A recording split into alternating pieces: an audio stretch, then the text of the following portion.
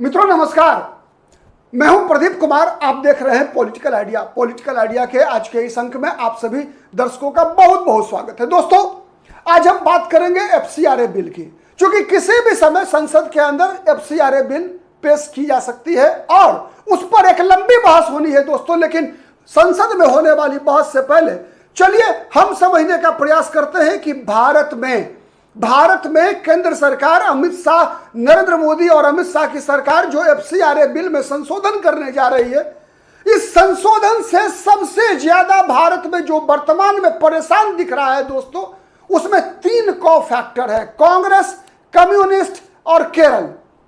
इन तीनों का एक साथ अन्योन्याश्रय संबंध है, जिस संबंध के कारण इस एफसीआरए में जो संशोधन का प्रस्ताव केंद्र करने जा रही है, भारत सरकार करने जा रही है, इसके कारण ये लोग सर, जिसे कहते हैं ना कि आसमान सर पर उठाए हुए हैं। यानी परिस्थिति ये उत्पन्न हो गई है दोस्तों कि विपक्ष भारत में यदि आज ये प्रयास कर रहा है कि संसद का यह सत्र बगैर किसी कामकाज के समाप्त हो जाए, उसके पीछे सबसे पहला कारण है कि सरकार इस संसद के सत्र में एफसीआरए बिल को पारित कराना चाहती है।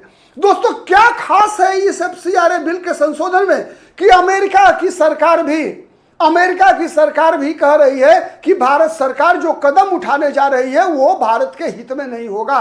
दोस्तों, आप एक सीधा सवाल बताइए, फिर मैं इसका जवाब विस्तार से बताऊंगा दोस्तों, और चर्चा करेंगे, समझने का प्रयास करेंगे कि ऐसा क्या है जिस कारण से कांग्रेस, केरल और कम्युनिस्ट इसका घोर विरोध करने पर आमादा है। बल्कि अमेरिका जैसा देश भी भारत सरकार को चेतावनी दे रहा है कि अगर एफसीआरए बिल भारत ने पारित किया तो भारत को परेशानी होने वाली है आने वाले दिनों में। दोस्तों, सीधा एक सवाल है आपसे कि मैं यदि आपको कुछ पैसा देना चाहता हूं दोस्तों, और वो पैसा एक बड़ी रकम है, तो आप किस परिस्थिति में पैसा लेने के लिए शर्त तय करेंगे? यानी अगर आपको मैं पैसा दे रहा हूं और वो पैसा बड़ी राशि है और आप कह रहे हैं कि नहीं, मेरी बात मानेंगे तभी मैं पैसा लूंगा, वरना पैसा नहीं लूंगा, इसका मतलब क्या होगा दोस्तों? मतलब वही है, यहां भारत की सरकार कह रही है कि हमारे देश के अंदर विदेशी पैसा तभी आएगा जब वो पैसा हमारी शर्तों पर आएगा। दोस्तों, दुनिया में भारत को या दुनिया में किसी भी देश को कोई पैसा क्यों देगा जब तक उसका कोई स्वार्थ नहीं होगा। जैसे मैं अगर आपको कोई पैसा देना चाहूं और आप अगर शर्त नहीं तय करते हैं, इसका मतलब क्या होगा कि आप बेवकूफ हैं। आपके बगैर मांगे हुए अगर मैं आपको पैसा दे रहा हूं, इसका मतलब है ना कि मैं आपको अपने जाल में फंसाने चला हूं। मकसद यही होगा ना। जो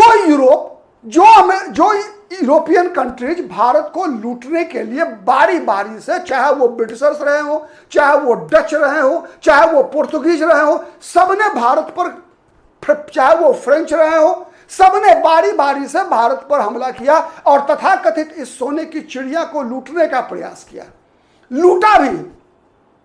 और उन्हीं देशों के लोग यदि आज भारत में एनजीओ के माध्यम से, गैर सरकारी स्वयंसेवी संगठनों के माध्यम से अपना पैसा भेजना चाहते हैं, तो दोस्तों क्या उनका उसके पीछे स्वार्थ नहीं होगा? कल्पना कीजिए दोस्तों, और वो स्वार्थ कैसा होगा? क्या वो जन कल्याण होगा? क्या वो परोपकार होगा? अगर भारत का परोपकार करना होता दोस्तों, तो क्या वो भारत को लूटे होते? भारत के कुटीर उद्योग, गृह उद्योगों को समाप्त कर इंग्लैंड का मैनचेस्टर फल फूल रहा होता।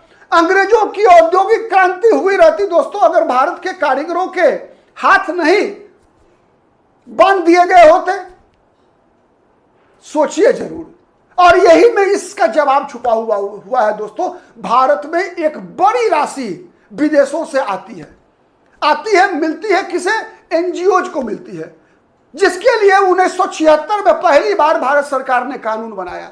1976 दोस्तों वो वर्ष था जब भारत में आपातकाल लागू था। आपातकाल समझते हैं ना, इंदिरा गांधी की सरकार थी और देश में इमरजेंसी लगी हुई थी। उन दिनों कहा जा रहा था दोस्तों, इमरजेंसी लगाने के पीछे इंदिरा गांधी ने तर्क दिया था कि भारत में विदेशी शक्तियां सक्रिय है। इंदिरा गांधी की सरकार ने ऑन रिकॉर्ड कहा हुआ है कि भारत में सीआईए के एजेंट सरकार के खिलाफ विद्रोह खड़ा करना चाहते हैं और इसीलिए विदेश से आने वाले पैसों को नियंत्रित करने के लिए हम एफसीआरए का कानून बनाने जा रहे हैं, ऐसा कांग्रेस ने 1976 में एफसीआरए कानून लाने के दौरान कहा था।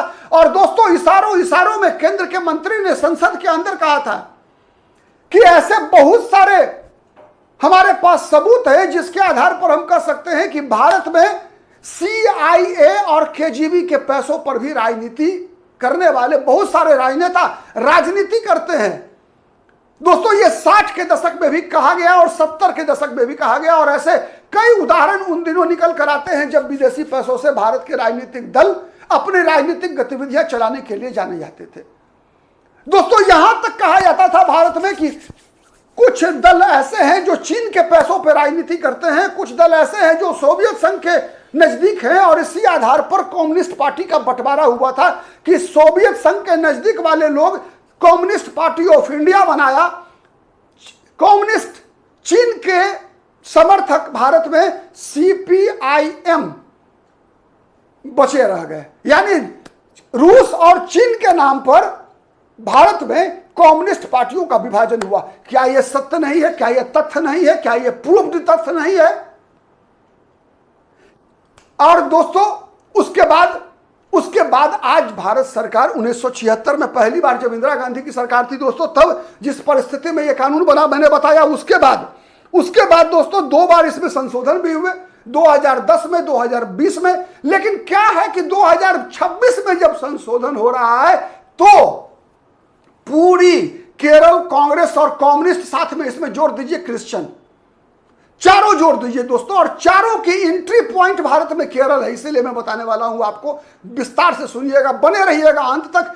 बहुत जानकारी वाली बात मैं बता रहा हूं दोस्तों इस बिल में सबसे बड़ी बात क्या है? इस बिल में सबसे बड़ी बात है जिस कारण से ये लोग घबराए हुए हैं, इस बिल में बात यह है कि दोस्तों अगर मान लीजिए 50 वर्ष पहले विदेशी पैसों से भारत में कोई अस्पताल बना, कोई स्कूल बना, ठीक है, बन गया, एक बार बन गया, ठीक है, अस्पताल बना, बहुत सारे हैं ना ऐसा भारत में, ईसाई मिशनरियों के स्कूल हैं, कॉलेजेज हैं, अस्पताल हैं, कई हैं। 50 साल पहले विदेशी फंड आया जिससे वो अस्पताल बन गए। कहा गया कि ये गरीबों की सेवा के लिए है, गरीबों की पढ़ाई के लिए है। अब इस बिल में यह व्यवस्था है कि यदि आपका एफसीआरए में रजिस्ट्रेशन है, आपने विदेशी पैसों के सहारे आपने कोई संपत्ति अर्जित की भारत में, और यदि आपके विदेशी पैसों लाइसेंस जो होता है एफसीआरए का, जिसमें बराबर पैसा आना चाहिए, लेकिन अगर पैसा नहीं आ रहा है, अब नहीं आ रहा है, पहले आया करता था, 3 साल पहले तक आया पैसा, अब पैसा नहीं आ रहा है, क्योंकि वो पैसा आया, एक बार आया अपने मिशन को पूरा करने के लिए, यहां पर स्कूल बनाने के लिए, कॉलेज बनाने के लिए। अब वो स्कूल कॉलेज क्या कर रहा है? अब वो स्कूल कॉलेज यहां पैसा कमा रहा है, अब उसको एफसीआरए रजिस्ट्रेशन की जरूरत नहीं है।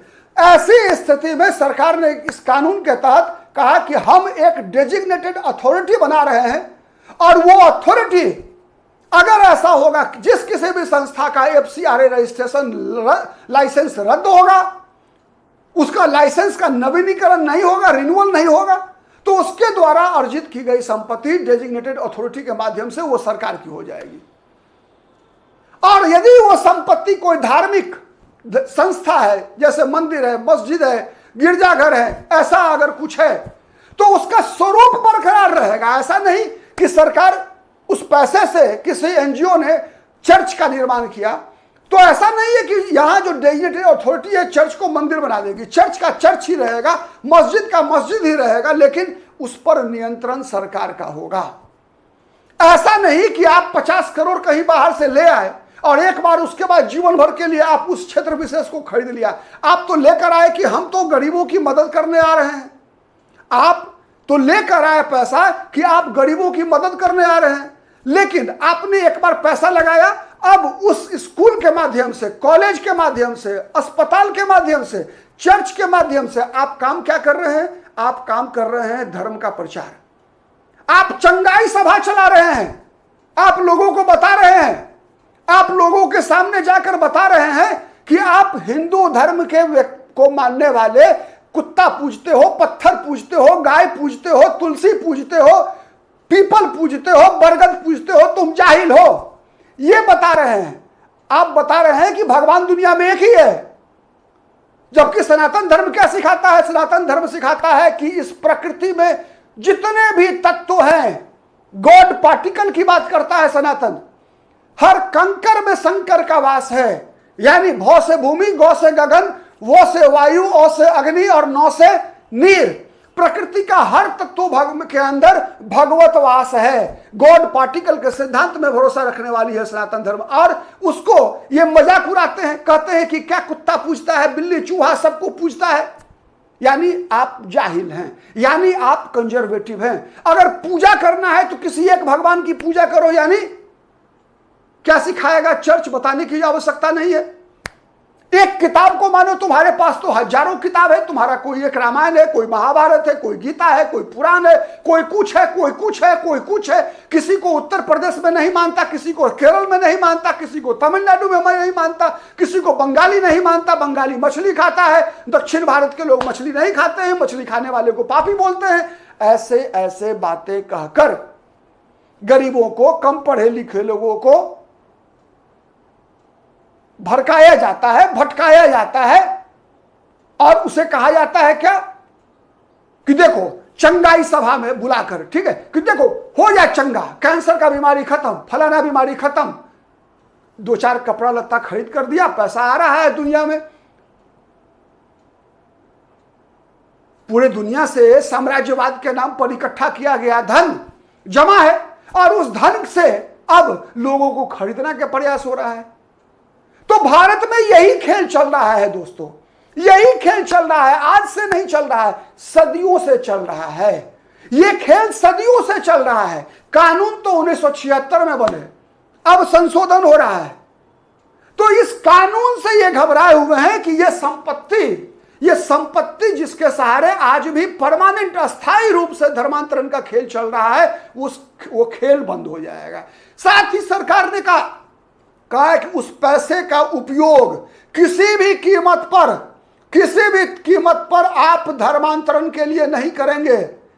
और साथ ही आपका एक डेजिग्नेटेड बैंक अकाउंट होगा, और वो बैंक अकाउंट केवल स्टेट बैंक ऑफ इंडिया में होगा और दिल्ली में होगा, जिससे कि सरकार के लिए नियंत्रण रख पाना आसान हो जाएगा। और इसी से घबराहट है। अब समझिए दोस्तों कि ये तीनों को घबराहट क्यों है? केरल, कांग्रेस, कम्युनिस्ट। इसलिए दोस्तों कि इन तीनों, केरल, कम्युनिस्ट, कांग्रेस और क्रिश्चियन, तीनों का संबंध केरल से है। दोस्तों आपको पता है भारत में पहली बार ईसाई कब कहां पहुंचे, कौन पहुंचा? सेंट थॉमस का नाम सुना है ना? सेंट थॉमस के नाम पर भारत में कम से कम हजारों स्कूल होगा दोस्तों, हजारों स्कूल होगा, हजारों स्कूल होगा भारत में। सेंट थॉमस के नाम पर हजारों स्कूल होंगे, हजारों हॉस्टल्स हो सकते हैं, लेकिन स्कूल होगा। पहला व्यक्ति जो मिशनरी बनकर भारत आया था 52 ईस्वी में, 1952 मत समझिएगा, 52 ईस्वी में।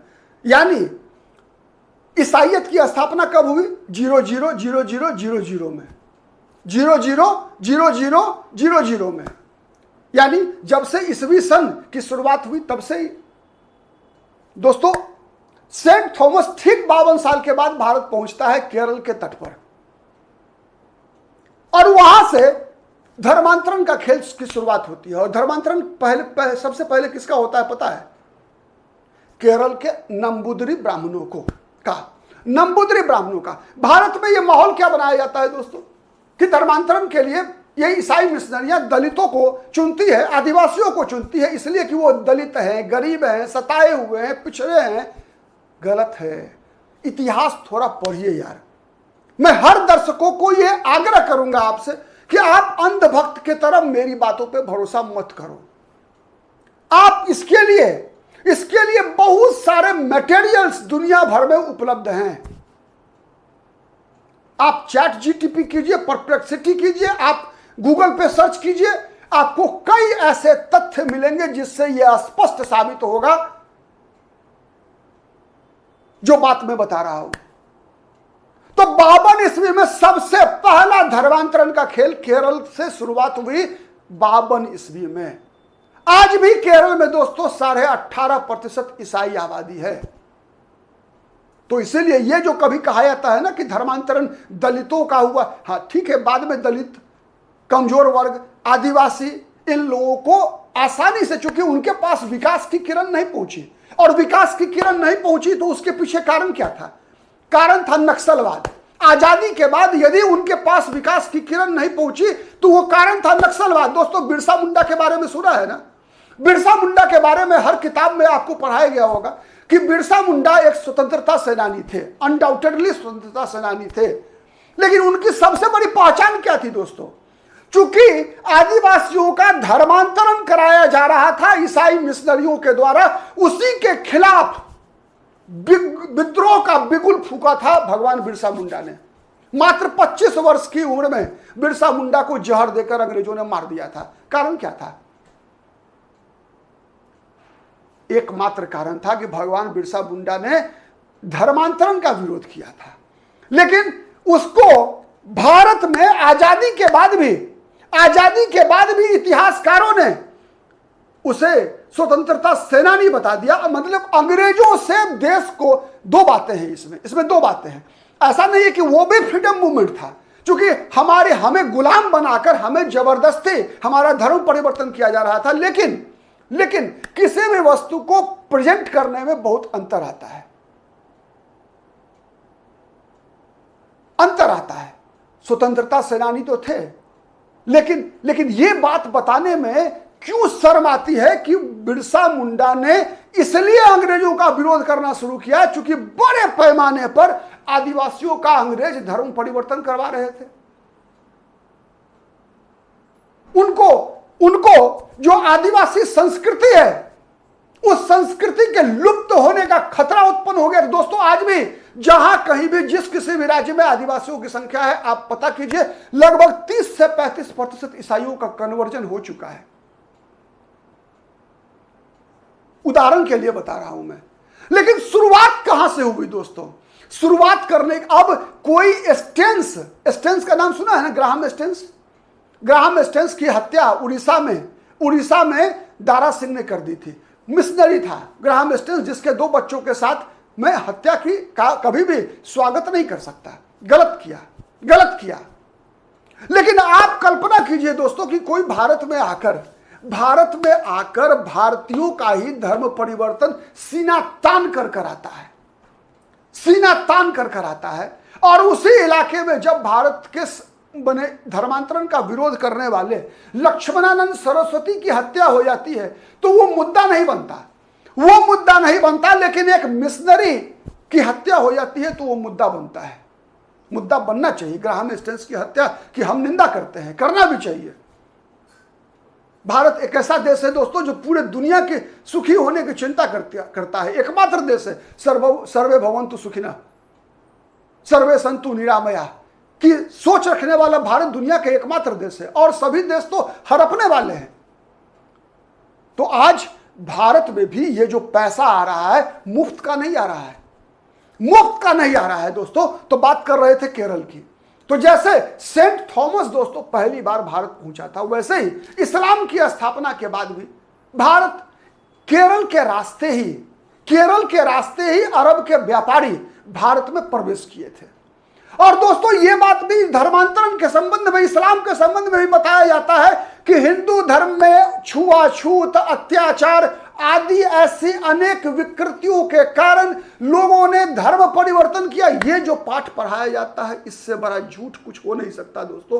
तथ्य गवाह है इसके लिए तथ्य गवाह है दोस्तों कि जब ये अरब व्यापारी भारत में आते थे दोस्तों, तो इनके यहां एक निकाह होता है, मुताह निकाह, सुना है ना?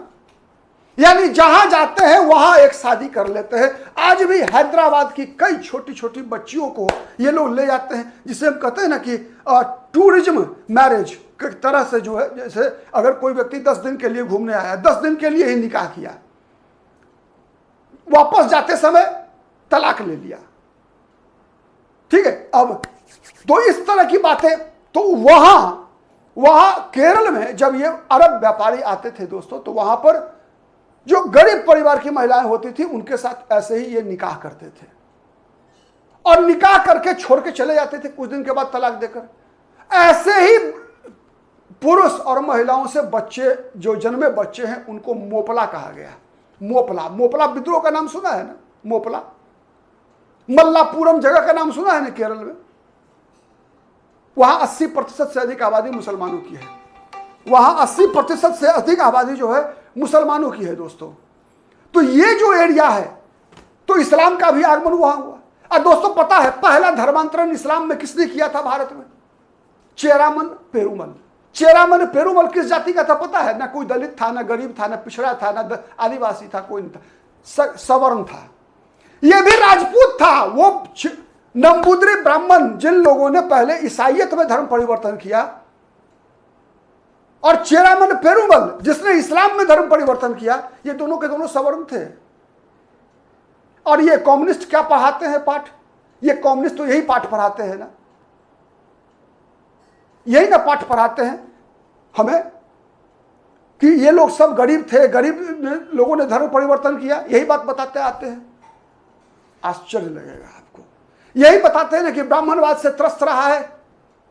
आप अनुमान लगा लीजिए। आप कहेंगे कि तब तो फिर ये ब्राह्मण जो नंबूद्री ब्राह्मण थे जिन्होंने ईसाइयत स्वीकार कर लिया, जो चेरामन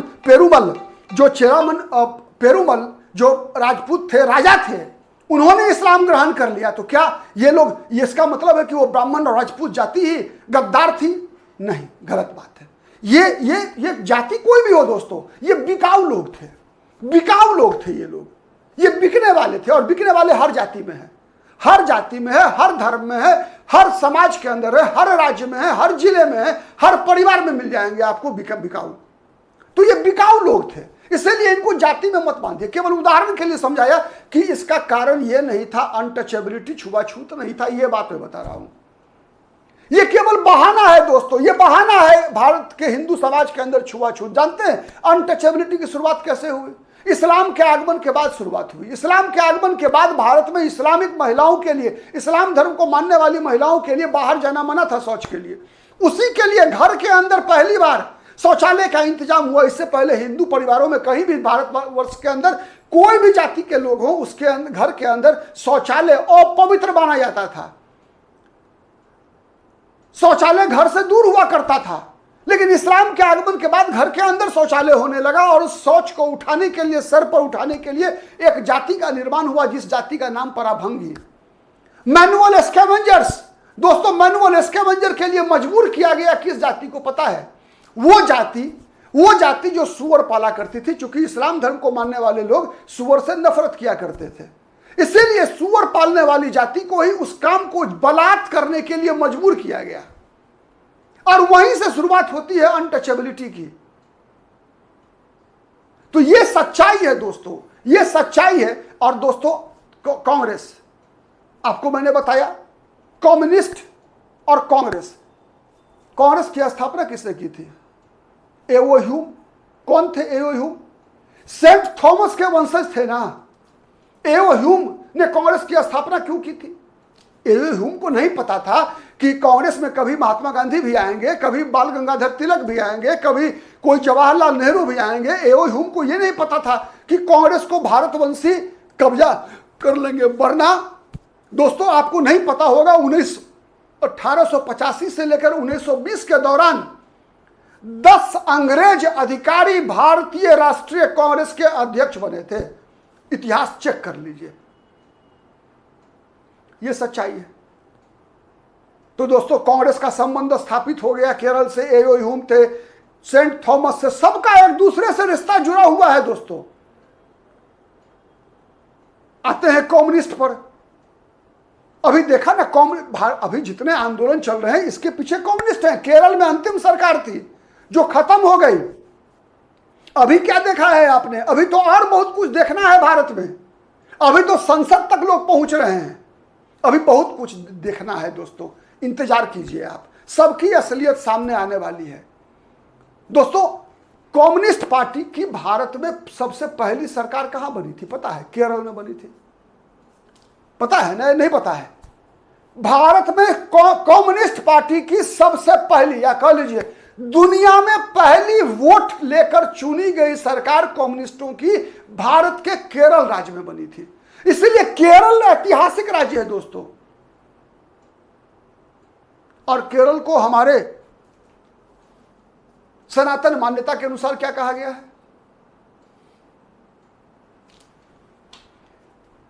भगवान की धरती, भगवान की धरती माना गया है केरल को।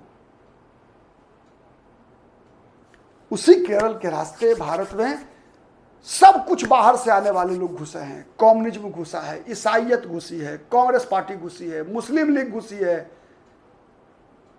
सब उधर से ही आना हुआ है। इसीलिए अभी आप देख रहे हैं दोस्तों, इसीलिए आप देख रहे हैं, आपको नहीं पता होगा दोस्तों, मुस्लिम लीग भारत के विभाजन के बाद भारत में चेहरा दिखाने में डर रहे थे लोग, क्योंकि भारत का विभाजन करा लिया था। मुस्लिम लीग दोबारा जब भारत में काम करना शुरू किया, इंडियन यूनियन मुस्लिम लीग, विभाजन यानी हंस के लिया पाकिस्तान, लड़के लेंगे हिंदुस्तान। आप बात समझिए इस चीज को, छोटी बात मैं नहीं बता रहा हूं दोस्तों, गौर से समझिएगा। हंस के लिया है पाकिस्तान, लड़के लेंगे हिंदुस्तान का नारा पुराना है। इंडियन यूनियन मुस्लिम लीग ने भारत के विभाजन के बाद जब दोबारा चुनाव लड़ना शुरू किया, तो वो राज्य कौन था? केरल, जहां से वो चुनाव लड़ना शुरू किया था इंडियन यूनियन मुस्लिम लीग ने। और उसका गठबंधन किससे हुआ था पता है? भारत की कम्युनिस्ट पार्टी के साथ, भारत की कम्युनिस्ट पार्टी के साथ। और 1976 ही वह वर्ष है दोस्तों जब एफसीआरए भारत में इंदिरा गांधी की सरकार ने इमरजेंसी के दौरान लाया था एफसीआरए कानून। यह वही वर्ष है जब इंडियन यूनियन मुस्लिम लीग ने कम्युनिस्ट पार्टियों को छोड़कर कांग्रेस पार्टी के साथ गठबंधन किया था। यह सच्चाई है दोस्तों। तो मुझे लगता है कि क्यों कांग्रेस केरल कम्युनिस्ट क्रिश्चियन का विरोध चल रहा है, आप शायद समझ पाए होंगे। आज के लिए इतना ही, फिर मुलाकात होगी किसी अन्य मुद्दे पर। तब तक के लिए नमस्कार।